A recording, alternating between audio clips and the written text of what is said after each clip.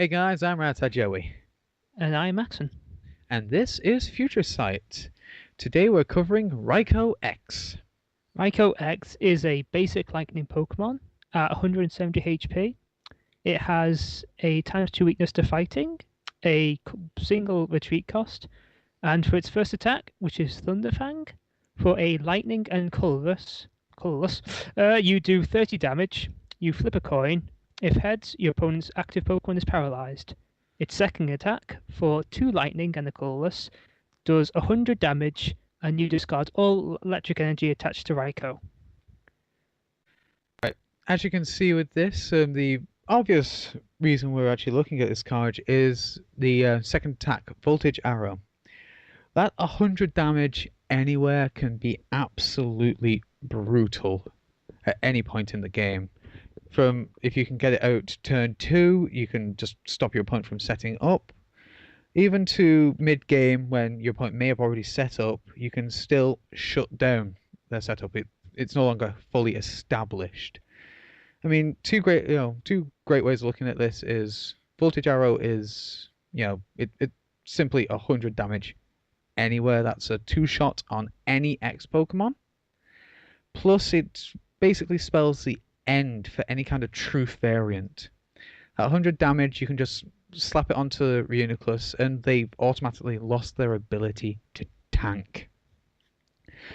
Of course, as Maxen mentioned, we've got the discard of all the electric energy attached to Raikou, so that's going to be at least 2, possibly 3 energy discarded for each attack.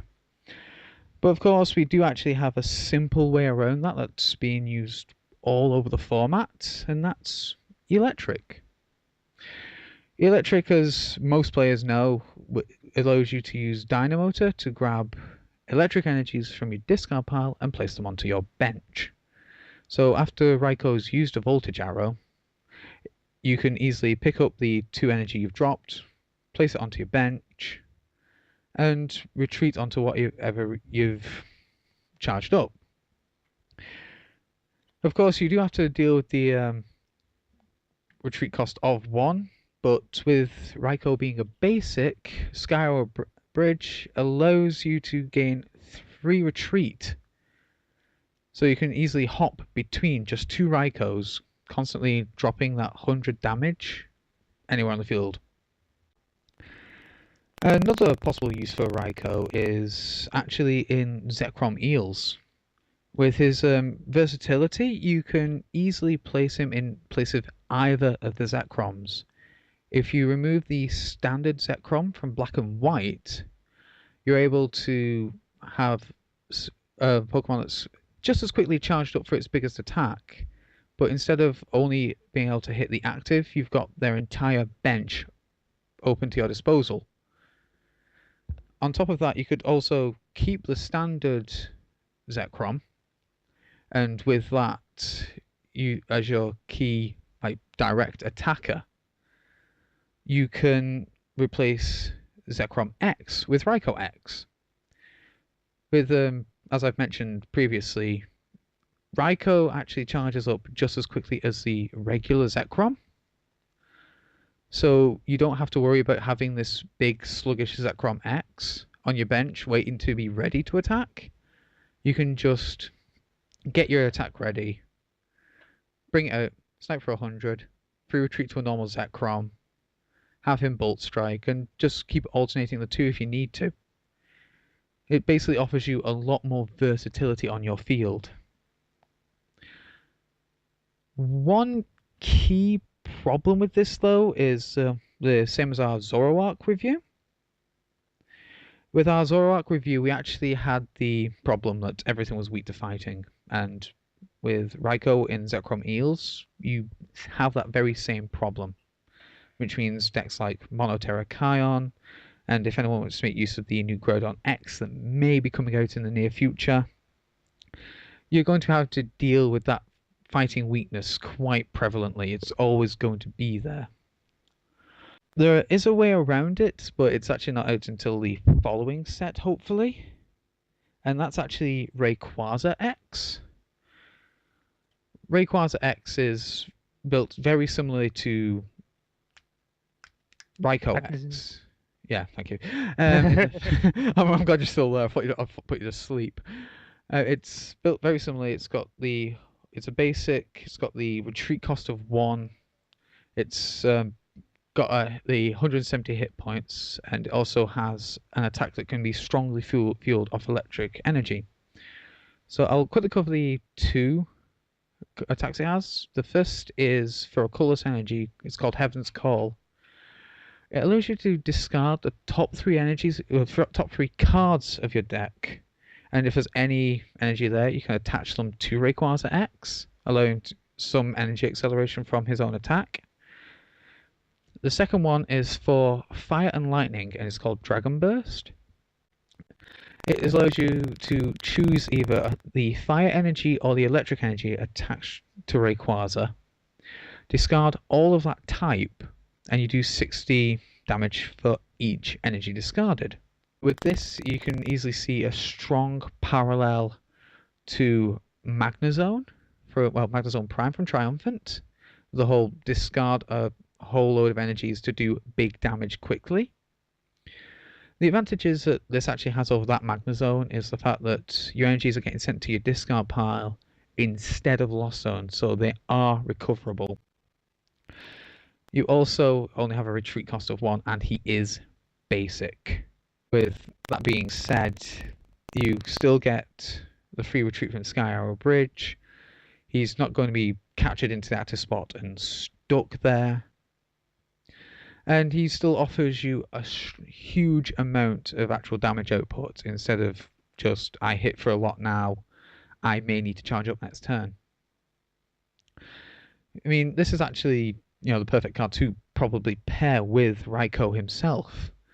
You can just interchange between the 2, either absolutely wrecking their setup with the active, or like stopping them from setting up anything for the future. Basically preventing their late game by decimating their bench. Max, you got anything you'd like to add in?